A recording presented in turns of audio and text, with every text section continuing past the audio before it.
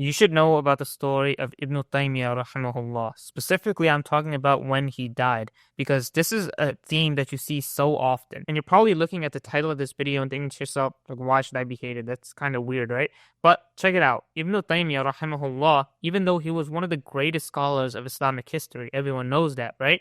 He was put in prison for his own religious beliefs. Basically, even though he was completely preaching Tawheed, monotheism, true Islam, he was still put in prison for certain things he said because, the rulers at that time deemed it, impermissible or whatever. You know how it works. And if I remember correctly, he spent like 15 years in prison and ended up dying in prison. So his death, his last moments on earth was in prison, falsely imprisoned for trying to preach Tawheed, for trying to preach true Islam. And if you look at his situation, it's not one-off. In fact, it's really common among Islamic scholars. Like, for example, Abu Hanifa rahimahullah also faced something similar. What you'll realize is that even though these people were like the peak of the peak, it's almost impossible to get to their level, they're still hated. And they're not hated by a few people, they are hated by a lot of people, like the rulers, the strongest people at that time. So if these people, some of the greatest people to ever walk the earth, could not escape it, what makes you think you can escape it?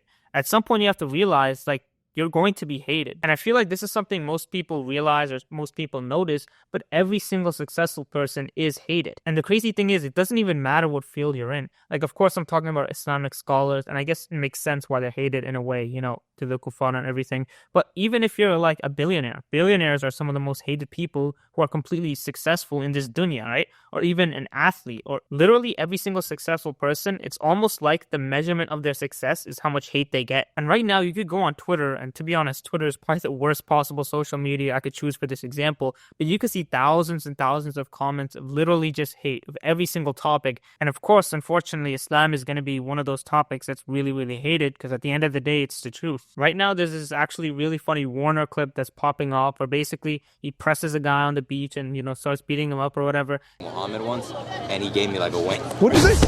What'd you say? Are you serious? I'm sorry. I didn't know. Get out of here, bro. I didn't know. Get out of here, bro. Hey, get out. Hey, that's it. And it's funny, but you look at the comments and it's all people hating and, saying all these things. At the end of the day, if Warner didn't do anything, there would still be hate comments. If he did do something, there would still be hate comments. If he didn't have an account at all, there would still be hate comments. So you might look at this and go, well, okay, he's doing something wrong because it gives us a bad name. It gives us a bad look because people are going to look at us badly. But you have to understand, they're going to look at us badly no matter what. As long as you're standing for the truth, you're always going to have hate and you're always going to have people looking at you badly. Like, even if you don't stand for the truth, even if you're halfway there, even if you're like a Christian who's obviously misguided, but let's say you're a Christian, you're at least a person of the book and you at least believe in God, you're still going to be hated. You're going to be hated by like atheists and all these other people. So one of the biggest lessons I've learned is that there's such an invaluable skill, especially in the modern age, and that's not letting hate affect you. This is something that you're going to have to learn eventually if you're trying to be any sort of successful, and especially if you're trying to be famous, which of course,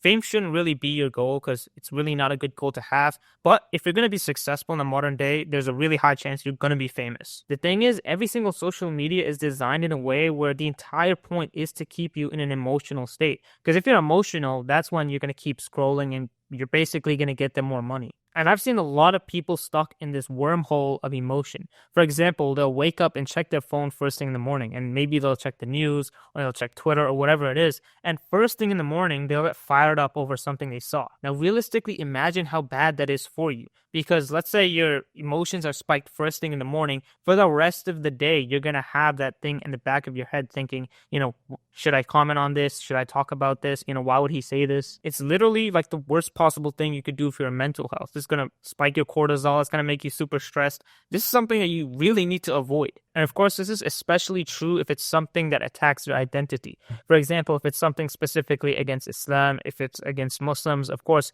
you're going to have a natural source of anger or whatever. But what I want you to remember is every single one of these emotional states, every single one of these posts that kind of gets you triggered or whatever, is just another trap of shaitan. Remember, what we say in Surah Fatiha is Ihdina Sirat al-Mustaqim, which means, Ya Allah, guide us to the straight path. Your whole life is like you on this straight path to Jannah, and the whole goal of shaitan is to throw you off that straight path. If you think about it like this, you'll understand social media, because all of social media is distractions to keep you away from that straight path. And a hadith I think about so much is where the Prophet ﷺ said, know that if all of the nations of the world, if every single person gathered together to benefit you, they could not benefit you even a little bit except if Allah willed. And if all of the nations gathered together, every single person in the world gathered to harm you, they could not hurt you even a little bit except if Allah willed. Most people live life caring so deeply about what literal randoms think of them.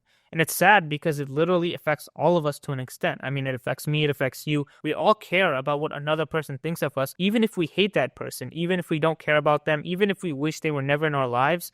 We still somehow care about their opinion. Really, the cure to this plague is remembering Allah and remembering death. Think about that hadith. The person that, maybe hates you or has animosity towards you literally cannot do anything except if Allah willed. And if Allah willed for that person to do something, if Allah actually wills it, then at the end of the day, it's Allah's plan, so it's good for you in a way. And I also want you to think about the fact that we're going to be resurrected. Yawm al-Qiyamah is a guarantee from Allah. So just think about the fact that, that person that's hating on you, that has animosity, is going to be resurrected one day, and all of their sins are going to be laid out. And also, if they're backbiting you, they're literally giving you free good deeds. So if you look at it like that, there's literally nothing to worry about. People just live life so frozen in fear and so emotional, getting triggered over everything. At the end of the day, you're going to have to develop some thick skin in this dunya. So I want you to just know that if people are hating on you for no reason, if you're just getting hate for whatever, know that you're probably doing something correct. Assalamu alaikum wa rahmatullahi wa barakatuh.